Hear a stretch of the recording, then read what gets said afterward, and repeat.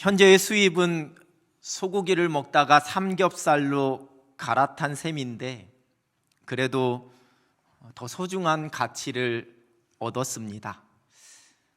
이 말은 이제 40대 중반이 된 박진모라는 의사 선생님의 이야기입니다. 그 사연인즉슨 이렇습니다. 연서대학교 의과대학을 졸업한 뒤에 신촌 세브란스 병원에서 피부과 레지던트를 다 마치고 불과 얼마 전까지만 해도 강남에 있는 피부과 원장으로 일을 했었습니다. 근데 지금은 경기도 의왕에 있는 한국 한센복지협회 부설의원 진료과장으로 일하고 있습니다. 그래서 그때 강남의 피부과 원장으로 있을 때와 지금의 수입에 관해서 묻는 질문에 그가 한 대답이었습니다. 이 한국 한센복지협회는 한센병 환자를 치료하고 그 병에 대해서 연구하는 곳입니다. 한센병 아시지요? 예전에는 문둥병이라고 불렀었지요. 전공으로 피부과를 선택한 이유에 대해서 물어보게 되자 원래 자신은 외과 의사가 되려고 했었는데 어떻게 하다 보니까 결정할 때 피부과를 선택하게 되었다라고 대답을 합니다. 그러면서 이제 전공으로 피부과를 선택하고 집에 갔을 때 자신의 어머니가 보여줬던 그 반응을 이렇게 이야기했습니다. 어머니께서 무슨 과를 지원했냐고 물어보셔서 피부과라고 대답했더니 아들아, 실망이다 그러시더라고요. 저의 아버지, 즉 당신의 남편이 평생 피부과 의사로 살았는데도 말이에요. 그러시면서 나는 네가 이 세상의 의사로서 빛과 소금 같은 존재가 되길 원했다라고 말하셨어요. 그때 제가 어머니에게 피부과 의사도 빛과 소금이 될 수 있다고 말했는데 그 말이 참 오랫동안 제 가슴에 남아 있었어요. 인터뷰를 하는 기자가 아프리카에서 한센병 환자를 돌보는데 평생 헌신했던 슈바이처의 선생님을 비유한다면 이라고 물어보자 이내 손사래를 치면서 너무 무리수입니다. 전 절대 슈바이처도 아니고요. 그런 분들은 위인이잖아요. 저는 그냥 평범한 의사예요. 정말로 평범한 의사지요. 이렇게 대답합니다. 그 한센복지협회에서 일하게 된 동기를 설명하면서 언젠가 그 한센복지협회 경남 진주 지부에서 자신에게 피부과 전문의 한 명만 구해달라는 부탁 전화를 해왔는데 아무리 주변을 둘러봐도 갈 만한 사람이 없었답니다. 지방인데다가 보수도 적은 곳을 자기가 누군가에게 추천해 줄 수도 없어서 고민하다가 그냥 자신이 가겠다고 지원한 것이 지금까지 오게 되었다고 그렇게 대답합니다. 소명의식을 묻는 질문에 자기가 처음 그곳에 갈 때는 그런 거 소명의식 이런 거 잘 몰랐는데 근무를 하면서 여기가 정말 피부과 의사가 있어야 되는 곳이구나라는 소명의식을 발견하고 찾게 되었다 이렇게 대답했습니다. 여러분, 어떤 일이나 어떤 행동을 일으키게 하거나 그 마음을 먹게 하는 원인이나 계기를 우리말로 동기 이렇게 부릅니다. 우리가 하는 대부분의 일에는 이러한 동기가 있습니다. 제가 우리 교회에 새롭게 부임한 교역자들에게 제일 먼저 묻는 질문이 목회자가 된 동기가 무엇인지를 묻곤 합니다. 내가 돈을 벌어도 동기가 있고 심지어 놀아도 동기가 있고 내가 땀 흘리고 내가 공부하고 내가 무언가를 할 때는 늘 이러한 동기가 있기 마련입니다. 내가 지금 하고 있는 일의 동기가 무엇인지에 따라서 그것을 대하는 모습, 자신의 삶을 바라보는 모습이나 그 자세가 많이 달라질 수 있습니다. 그래서 모든 일에 있어서 이러한 동기가 참 중요합니다. 오늘 읽은 본문에서 우리는 복음으로 말미암은 역사와 은혜 속에서 잘못된 동기를 품고 있었던 한 사람을 만나게 됩니다. 이제 사마리아도 하나님의 말씀을 받았다라는 소식을 들은 예루살렘 사도들이 베드로와 요한을 그곳으로 보내게 됩니다. 그리고 15절의 말씀은 그들이 그곳에 가서 사마리아 사람들을 위하여 성령 받기를 기도했다, 이렇게 기록하고 있습니다. 여러분, 이전에 이 사도들도 다른 유대인들과 마찬가지로 이 사마리아 땅, 사마리아 사람들에 대해서 아주 좋지 않은 선입관을 가지고 있었습니다. 요한복음 4장에서 예수님께서 사마리아 여인과 오랫동안 이야기하는 것을 그 제자들이 이상히 여겼다, 성경은 그렇게 기록합니다. 누가복음 9장에서는 오늘 사마리아 땅으로 갔던 이 요한과 그의 형제 야고보가 예수님을 영접하지 않는 이 사마리아의 한 마을을 예수님 불로써 멸하시는 것이 어떻겠습니까? 이렇게 요청하기도 했습니다. 여러분, 이랬던 그들을 변화시킨 것은 사도행전 1장 8절에 사마리아와 땅 끝까지 복음의 증인이 되어야 한다라는 예수님의 말씀이었습니다. 이 모든 것이 오히려 하나님의 계획과 하나님의 뜻대로 이루어져 가고 있다라는 사실을 깨닫고 아마 큰 놀라움과 기쁨을 안고 사마리아로 내려갔을 것입니다. 그리고 그들에게 성령이 임할 것을 간절히 기도했습니다. 16절의 말씀, 새번역 성경입니다. 사마리아 사람들은 주 예수의 이름으로 세례만 받았을 뿐이요 그들 가운데 아무에게도 아직 성령이 내리시지 않았던 것이었다. 전도자 빌립을 통해서 예수님을 믿게 되고 그들이 세례는 받았지만 아직까지 성령은 받지 못하였다, 이렇게 말씀하고 있습니다. 여러분, 이 말씀이 제가 사도행전 2장의 말씀 본문을 가지고 같이 설교할 때에 잠깐 말씀드렸던 것처럼 예수 그리스도를 영접하고 세례를 받는 것과 또 성령을 받는 것은 별개의 사건이라는, 우리가 믿은 이후에 그 이후에 성령 세례를 받아야지만 우리가 사역을 할 수 있다라는, 그리고 그 성령 세례의 가장 대표적인 증거가 방언이라는 주로 순복음 교단에서 이야기하는 그 신학적 주장의 근거로 삼는 그러한 말씀이기도 합니다. 그러나 이는 단지 예수 그리스도를 영접하고 세례받는 것과 또 성령을 받는 것이 어떠한 시간적 차이가 있다라는 것을 말씀하려고 하는 그러한 본문이 아닙니다. 그때 말씀드렸듯이 오순절 이 성령 강림 사건은 당시에 사도들을 비롯한 모든 그리스도인들이 처음 경험하는 성령의 임재와 성령의 역사하심이었습니다. 그래서 모든 사람들이 눈으로 볼 수 있고 또 귀로 들을 수 있도록, 또한 그 하나님의 영이 믿는 자들에게 임하였다라는 것을 믿지 않는 자들도 다 깨달을 수 있도록 불의 혀, 바람소리, 또 방언과 같은 그러한 현상이 나타나게 된 것이다, 이야기할 수 있습니다.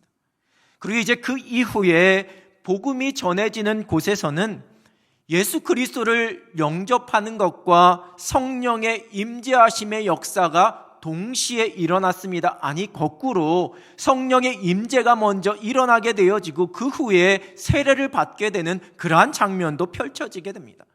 사도행전 2장 38절 베드로의 설교입니다. 베드로가 이르되 너희가 회개하여 각각 예수 그리스도의 이름으로 세례를 받고 죄사함을 받으라. 그리하면 성령의 선물을 받으리니. 회개하여 예수님을 영접하고 세례를 받으면 성령의 선물을 받는다 선포합니다. 이것이 동시에 일어날 수 있는 일이라는 겁니다. 사도행전 10장에서 고넬료의 가정에 초청된 베드로가 복음을 전할 때에 그 복음을 듣는 사람들에게 성령이 임하는 것, 성령이 내려오는 것을 보게 되었고, 이로 인해서 베드로와 함께한 모든 유대인들이 이방인들에게 성령을 부어주시고 그들도 방언을 하는 것으로 인해 심히 놀랐다, 성경은 기록합니다. 그리고 그 후에 그들이 물로 세례를 받습니다. 사도행전 10장 47절입니다.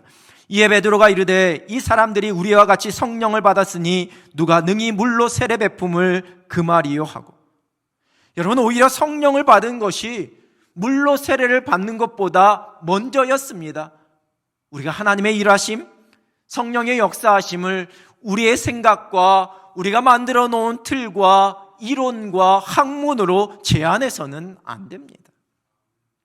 오늘 본문에서 사도들이 사마리아로 내려가서 그들에게 성령이 임할 것을 기도하는 이러한 과정을 하나님께서 갖게 하신 것은 유대인들이 그토록 꺼려했던 그 사마리아인들도 이제 예수님을 믿고 하나님의 자녀가 되었다라는 것을, 그리고 이제 그들도 오순절에 성령을 받은 예루살렘 교회 그 유대인 성도들과 같이 동일한 성령을 받은 하나님의 백성들임을 그 유대인들로 하여금 눈으로 직접 확인하게 하심으로써 이제 더 이상 사마리아인들에 대한 모든 편견을 깨뜨리시기 위한 하나님의 손길, 하나님의 계획이었다라고 말할 수 있습니다.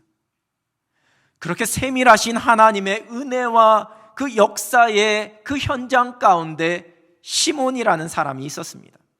이 시몬은 빌립이 전하는 복음을 듣고 예수님을 믿어서 세례를 받은 후에 빌립을 따랐던 사람이었다. 8장 13절은 기록합니다. 시몬도 믿고 세례를 받은 후에 전심으로 빌립을 따라다니며 그 나타나는 표적과 큰 능력을 보고 놀라니라. 성경에 전심으로 따라다니며 이렇게 나옵니다. 여기서 전심으로에 쓰인 헬라어 단어가 다른 성경 본문의 구절에서는 전적으로 헌신된 사람을 표현할 때 사용됩니다. 무언가를 지속하거나 끝까지 인내한다, 이러한 의미를 가지고 있습니다. 그래서 영어 성경은 어디에든 따라다녔다 이렇게 번역하고 있습니다. 빌립을 따르고 있는 이 시몬의 열정이 얼마나 컸는지, 그의 열심이 얼마나 대단하였는지를 표현해 주고 있는 그런 말씀입니다. 그런데 이러한 시몬의 과거가 좀 특별합니다. 8장 9절은 그가 마수라는 사람이었다 이렇게 표현합니다. 그 성에 시몬이라는 사람이 전부터 있어 마수를 행하여 사마리아 백성을 놀라게 하여 자칭 큰 자라 하니. 여기서 마술은 요즘 우리가 생각하는 이렇게 제주로서의 마술을 말하는 것이 아니라 출애굽 당시에 애굽에 있었던 술사들과 같은 그러한 류의 사람입니다. 그 술사들이 이 바로 왕과 애굽 사람들의 판단력을 흐리게 해서 하나님께서 하시는 일을 깨닫지 못하게 했듯이 이 마술사 시몬은 사람들의 마음을 미혹하고 주술을 펴서 사람들로 하여금 자신을 두려워하게 만드는, 성경의 표현대로 백성을 놀라게 하고 자기 스스로 큰 자라 이렇게 칭했습니다. 마치 자기 자신이 신적인 존재인 것처럼 그렇게 가장했던 겁니다. 백성을 미혹하게 하는 사람이었습니다. 점치러 가보셨는지요? 이때 또 무의식 중에 고개를 끄덕끄덕 하시면 곤란해집니다.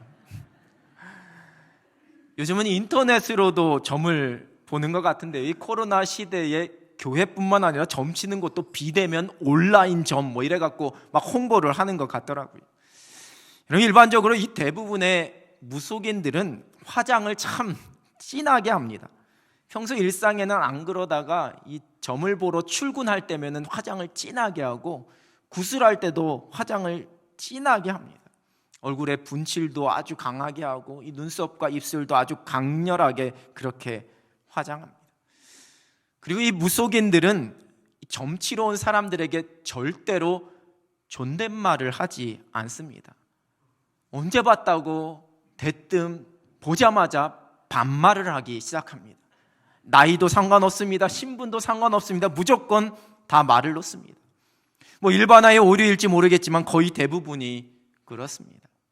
그렇게 하는 많은 이유가 있겠지만 가장 큰 것은 강해 보이려는 이유일 겁니다. 소위 말해서 상대방의 길을 꺾어야 하기 때문입니다.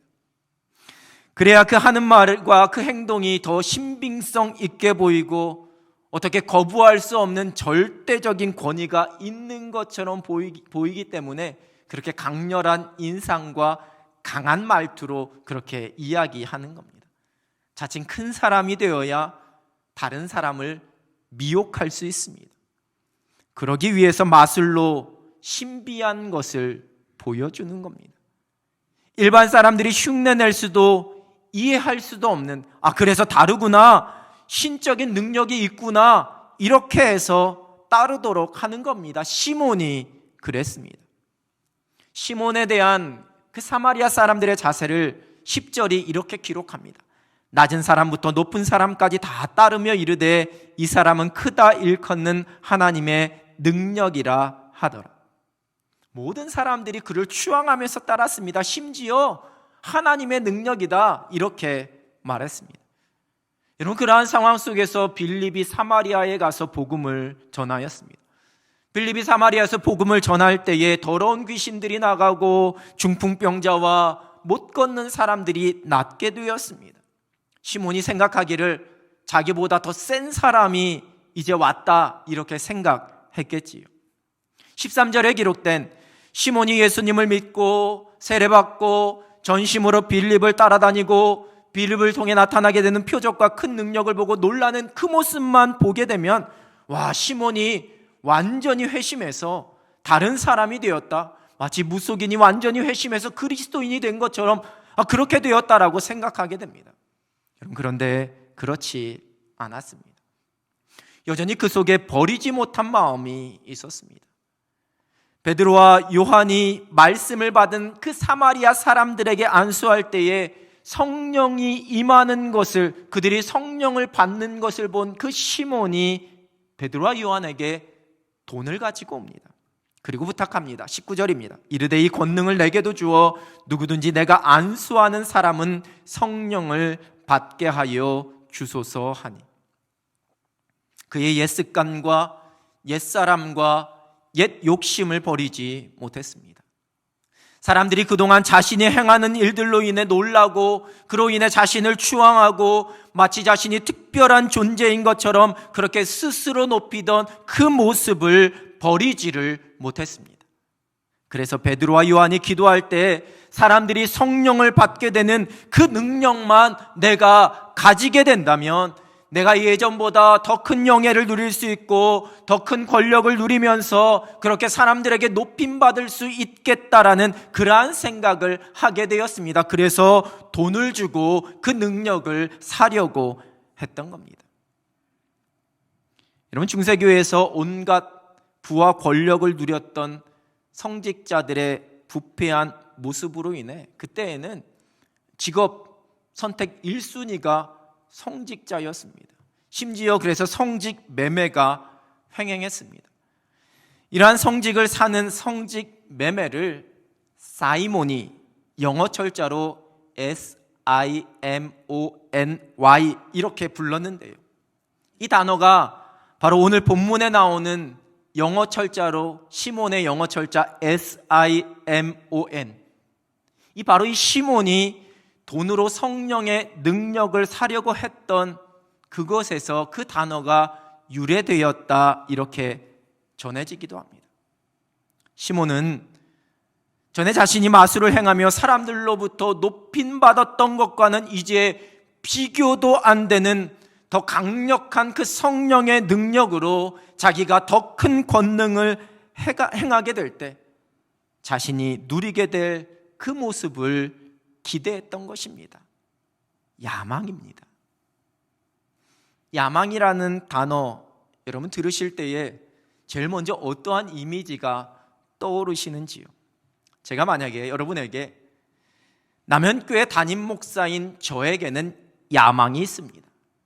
하나님께서 불러주신 이 소명의 자리에서 하나님께서 기뻐하시는 교회로 우리 교회를 세워나가고 기도와 사랑으로 우리 성도들을 돌아보며 섬기는, 그래서 우리 남현교회가 십자가 복음 안에서 행복하고 건강한 교회로 세워지는 것이 저의 야망입니다. 이렇게 말한다면 뭔가 내용은 성경적이고 내용은 틀린 게 없고 맞는 것 같은데 이 단어 하나가 영 듣기에 거슬리게 됩니다. 근데 야망이라는 단어의 국어 사전적 의미는요, 앞날에 큰 일을 이루고자 하는 소망, 이렇게 정의합니다. 이러한 의미로 우리가 야망을 이해하게 되면 제가 조금 전에 말씀드린 저에게 야망이 있습니다, 이 말이 듣기 좀 어색하지만 내용 의미적으로는 틀린 말은 아닌 게 됩니다. 근데 왜 우리에게 여전히 이 야망이라는 단어가 좀 거슬리고 부정적인 그러한 이미지로 다가오게 될까요? 그것은 이 야망이라는 단어의 국어사전에 있는 두 번째 정의 때문입니다. 그 두 번째 정의는 분수에 넘치는 야심을 품은 욕망입니다. 우리가 보통 이 두 번째 의미로 이 야망이라는 단어를 이해하게 됩니다. 그래서 왠지 소망, 희망, 그렇게 이야기하면 옳고 긍정적이고 바람직한 것, 이러한 이미지를 갖게 되는데, 야망 이러면 뭔가 좀 부정적이고 해가 되고 옳지 못하고 바람직하지 못한 이미지를 갖게 됩니다. 우리의 자녀들이 엄마 나 소망과 희망이 있어 이렇게 얘기하면 기특하다 그러는데, 엄마 나 야망이 있어 그러면은 그때부터 금식기도 해야지만 되는 그런 불안감을 갖게 되는 겁니다. 우리가 야망이라는 단어를 이야기할 때 가장 먼저 떠올리는 유명한 문구가 하나 있지요. 영어로 Boys be ambitious라고 하는 소년들이여 야망을 가져라, 이렇게 번역하는 문구입니다. 이 말의 유래를 아시지요? 19세기 미국의 화학자요 생물학자요 농업교육가였던 윌리엄 스미스 클라크 교수는 1876년에 일본 정부로부터 지금의 홋카이도 대학의 전신인 삿포로 농대 설립 프로젝트에 그 외국인 고문관으로 초청을 받게 됩니다. 당시 일본은 명치 유신을 계기로 해서 이제 서구 문물을 본격적으로 받아들이기 시작한 그때였고, 그때 일본 정부가 이 클라크를 통해서 낙후된 일본 농업 교육을 현대화시켜 줄 것을 기대하면서 그를 초청했습니다. 그리고 이러한 기대에 부응해서 클라크는 그 삿포로에 불과 8개월 정도 머물렀지만 그 삿포로 농대의 기초를 놓았을 뿐만 아니라 그 홋카이도의 과학과 경제 발전에 크게 기여하게 됩니다. 그가 참 짧은 시간이었지만 함께했던 많은 제자들에게 수많은 영향력을 남기고 떠나는 날 마지막으로 그곳의 학생들에게 남겼던 말이 바로 Boys be ambitious, 소년이여 야망을 가져라, 그 말이었습니다. 이게 우리말로는 야망으로 번역되지만 영어로 한 이 말을 일본에서는 소년들이여 큰 뜻을 가져라, 이렇게 번역한다고 합니다. 사실 이 클라크는 독실한 기독교인이었고, 그가 일본 정부의 반대에도 불구하고 내가 기독교 윤리와 성경을 가르치지 못한다면 나는 이곳에 더 이상 머물 수 없다라고 강하게 주장함으로써 그곳에서 농업교육뿐만 아니라 기독교 윤리와 성경도 그렇게 가르쳤다고 합니다. 소년이여 야망을 가져라, 이 말 뒤에 이어서 그 클라크가 한 말에 대한 여러 가지 설들이 있습니다. 어떠한 설에는 소년이여 야망을 가져라, 돈을 위해서도 말고 이기적인 성취를 위해서도 말고 사람들이 명성이라 부르는 덧없는 것을 위해서도 말고 단지 인간이 갖추어야 할 모든 것을 얻기 위해서, 이렇게 뒤에 이야기했다고 전해지기도 합니다. 여러분, 그러면 이 야망은 국어사전의 두 번째 정의 분수에 넘치는 야심을 품는 욕망이 아닌 앞날에 큰 일을 이루고자 하는 소망이라는 의미가 됩니다. 그러면 야망보다는 비전이라는 말이 더 어울리는 해석이 됩니다. 그리고 또 한 설에 따르면 그가 철저한 기독교인이었기 때문에 이 말 뒤에 For Jesus Christ 또는 In Jesus Christ가 있었다라고 전해지기도 합니다. 그리스도를 위하여 또는 그리스도 안에서 야망을 품으라, 이러한 말이겠지요. 그렇게 될 때 이 또한 야망보다는 비전으로 해석하는 것이 훨씬 더 어울립니다. 정확하게 그가 뒤에 어떤 말을 했는지는 기록으로 남아있지 않기 때문에 그 자신만 확실히 알겠지만, 분명한 것은 그 뒷말이 무엇이냐에 따라서 그것이 그야말로 야망이 될 수도 있고 또는 비전이 될 수도 있습니다. 야망과 비전은 다릅니다. 우리가 히틀러의 비전 그렇게 이야기하지 않습니다. 히틀러의 야망 이렇게 이야기합니다. 그러나 우리는 슈바이처의 야망 그렇게 이야기하지 않습니다. 슈바이처의 비전 이렇게 이야기합니다. 야망은 나에게서 시작합니다. 그러나 성경에서 말씀하시는 비전은 하나님께로부터 시작됩니다. 나에게서 시작되는 야망은 나의 욕심을 채우기 위한 탐욕이 그 동기가 됩니다. 내게 유익이 되어야 합니다. 내 명예가 드러나고 내가 높아져야 합니다. 내 힘이 강해져야 합니다. 내 영향력이 더 커져야 합니다. 그래서 야망이 성취되기 위해서는 수단과 방법을 가리지 않습니다. 정의도 정직도 진실도 얼마든지 무시할 수 있습니다. 그로 인해서 누군가가 해를 입거나 상처를 받아도 괜찮습니다. 오직 과정이 아닌 결과, 그 결과로 얻을 수 있는 나의 유익이 중요합니다.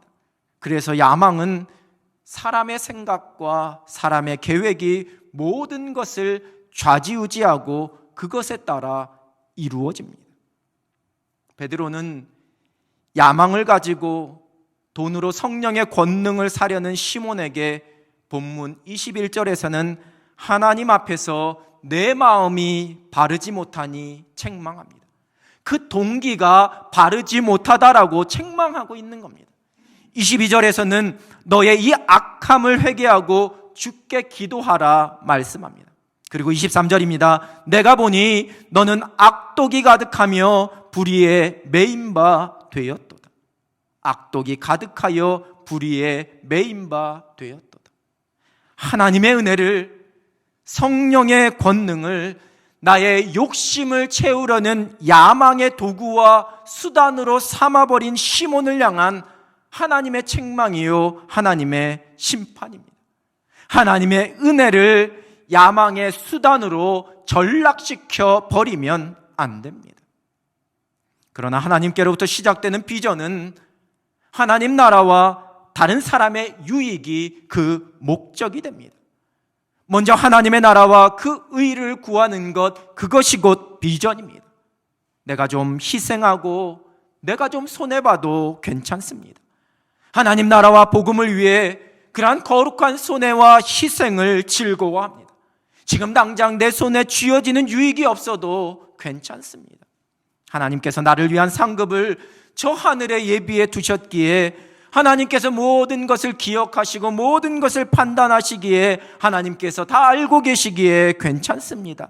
사람이 중요합니다. 한 생명이 주께로 나오게 되고 한 생명이 복음 안에서 성숙한 그리스도인으로 세워지는 것이 가장 중요한 가치임을 잊지 않습니다. 결과만이 아니라 과정도 중요합니다. 하나님의 방법과 하나님의 뜻에 따라 그 모든 것이 이루어져야 합니다. 내 생각이 아닌 하나님의 말씀, 하나님의 뜻을 먼저 구하게 됩니다. 베드로와 요한을 비롯한 사도들이 하나님의 말씀을 사마리아가 받았다는 소식을 듣고 기뻐하며 그곳으로 갈 수 있었던 이유, 과거에 자신들이 가지고 있었던 모든 생각과 모든 편견을 내려놓을 수 있었던 이유, 여러분, 그것은 곧 하나님의 비전을 깨닫고 그 비전을 품었기 때문입니다. 복음이 온 유대와 사마리아와 땅끝까지 전해지는 그 하나님의 비전을 품었기 때문입니다. 자신들의 생각과 자신들의 가치관과 고정관념과 계산에 사로잡혀 있는 야망이 아니라 하나님 나라를 향한, 복음을 향한 비전이었습니다. 히틀러를 비롯한 독재자들의 야망은 수많은 사람들을 불행으로, 죽음으로 몰아갔습니다. 그러나 그리스도 안에서 거룩한 비전을 품었던 세상 속의 그리스도인들로 인해 수많은 사람들이 영원한 생명을 누리게 되었고 행복을 누리게 되었습니다. 야망은 다른 사람을 불행하게 만들지만 비전은 다른 사람을 행복하게 만듭니다. 야망은 하나님 나라에 역행하게 되지만 비전은 하나님 나라를 이루어가는 도구가 됩니다. 여러분, 그러나 또한 비전으로 시작했다가 야망으로 빠져버리는 사람도 많다라는 것을 우리는 기억해야 합니다. 하나님 앞에서 두렵고 떨림을 잃어버리게 될 때, 우리 속에 끊임없이 일어나는 육신의 정욕과 안목의 정욕과 이생의 자랑의 유혹에 우리가 흔들리고 넘어지게 될 때, 여러분, 우리의 비전은 야망이 될 수 있습니다. 우리의 신앙이 왜곡되고 교회를 향한 우리의 헌신과 우리의 사랑이 변질될 수 있습니다. 우리의 땀 흘림이 변질될 수 있습니다. 야망이 되어버릴 수 있습니다. 수많은 목회자들이 그렇게 넘어졌습니다. 많은 중직자들과 그리스도인들이 그렇게 넘어졌습니다. 저는 늘 제가 붙잡고 소망하며 외치는 하나님의 비전이 어느샌가 저의 어리석은 이기적인 야망으로 변질되지 않도록 늘 하나님 앞에서 두렵고 떨림으로 오늘도 기도하고 있습니다. 하나님의 뜻이라, 하나님의 일이라 포장하면서 그저 속으로는 나의 야망을 채우려는 욕심에 사로잡히지 않도록 여러분, 우리가 깨어 있어야 합니다. 하나님 앞에 정직함과 순수함으로 행하지 않는 모든 것들은 여러분, 우리의 욕심이 되고 우리의 야망이 될 수 있습니다. 내가 드러나고 내가 높아지려 하는 마음, 모든 것을 내 생각과 내 고집과 내 뜻대로 하려는 마음, 그저 나의 이익에 대한 철저한 계산, 그것이 곧 나의 야망을 하나님의 비전으로 포장해서 얼마든지 그럴싸하게 보이는, 그렇게 포장해버리고 외식적인 신앙인이 되는 그런 두려운 일이 될 수 있다라는 겁니다. 세상 속의 그리스도인은 야망이 아닌 비전을 품고 살아가는 사람들입니다. 하나님께서 가지고 계신 선하신 계획, 그 하나님의 뜻이 자신을 통해 이루어지기를 겸손히 소망하는 삶, 그것이 곧 비전을 품고 이 땅을 살아가는 세상 속의 그리스도인의 모습입니다. 순전함으로 하나님의 나라와 하나님의 뜻이 이루어지기를 소망하는 그 하늘의 비전을 품고 이 땅을 살아갈 수 있는 여러분, 또한 그 비전으로 오직 든든하게 세워져 갈 수 있는 우리 사랑하는 남연 공동체가 되기를 우리 주님의 이름으로 축원합니다. 기도하겠습니다. 하나님 아버지, 은혜로 시작했다가 야망 앞에 무너져 내린 시몬의 모습을 우리로 기억하게 하여 주시고, 어리석은 야망과 욕심에 빠지지 않고 오직 하나님의 나라와 하나님의 의를 구하는 비전 가운데 살아가는 하늘 백성이 되게 하여 주시옵소서. 우리에게 허락하신 거룩한 하늘의 비전으로 수많은 사람들이 행복하게 되어지고 이 땅에 하나님의 나라가 이루어지고 주의 몸된 교회가 건강하게 세워져 가는, 그래서 하늘의 귀한 상급을 누릴 수 있는 하나님의 백성들이 되게 하여 주시옵소서. 예수 그리스도의 이름으로 기도드립니다.